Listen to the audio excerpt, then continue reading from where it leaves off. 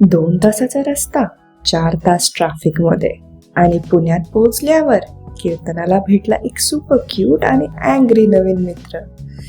Coffee, चाव्स आणि गणपती बाप्पा. नक्की काय काय झालं आमच्या या नो प्लॅन ट्रिप मध्ये, चला बघूया. कधी कधी नो प्लॅनच बेस्ट प्लॅन असतो. या विकेंडला मी आणि कीर्तना आम्ही निघालो पुण्याच्या ट्रिपवर. पण लॉंग विकेंड आणि ट्रॅफिक हे समीकरण कधी सुटणार? 25-26 जानेवारीची सुट्टी होती, त्यामुळे मुंबई पुणे 2 तासाचा रस्ता कापायला आम्हाला चक्क 4 तास लागले. पण फायनली आम्ही पोचलो चिंचवडला, कीर्तनाच्या आजोबांच्या घरी. इथे कीर्तनासाठी एक सरप्राईज वाट बघत होतं. भेटा आमच्या प्रिन्सला. हा एक सुपर क्यूट हस्की आहे. सुरुवातीला मॅडम त्याला बघून थोड्या घाबरल्या होत्या, पण नंतर त्यांची अशी दोस्ती झाली की बस रे बाबा.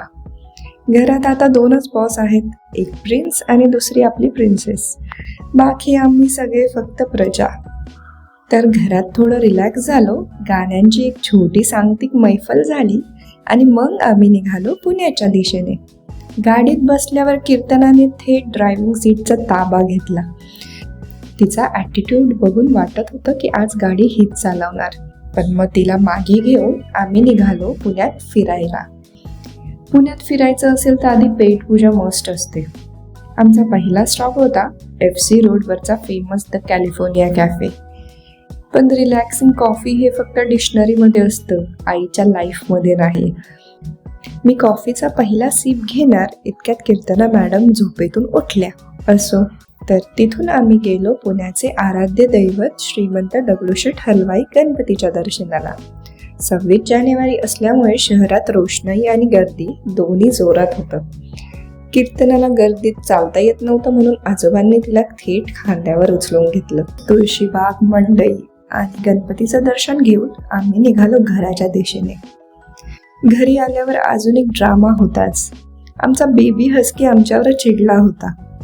कारण काय, तर आम्ही त्याला फिरायला नेलं नाही.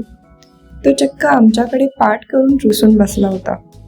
मग दादाने त्याला जवळ घेऊन लाड करून बनवलं. शेवटी दिवसाचा एंड झाला कीर्तना आणि प्रिन्सच्या गोड मैत्रीने. दुसऱ्या दिवशी आम्ही गेलो चिंचवड गावातील प्राचीन श्री क्षेत्र धनेश्वर महादेव मंदिरात. काय सुंदर जागा आहे ही. हिरवागर्द परिसर, पवना नदीचं झळझळणारं पाणी आणि गोशाळेतील गायींचा आवाज. मन अगदी प्रसन्न झालं. इथे आम्हाला अजून एक भुबू भेटला. त्याला दूध पाजलं आणि आशीर्वाद घेऊन पुढे निघालो. शेवटचा स्टॉप होता मोरया गोसावी गणपती मंदिर.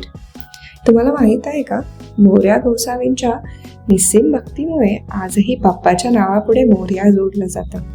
गणपती बाप्पा मोरया.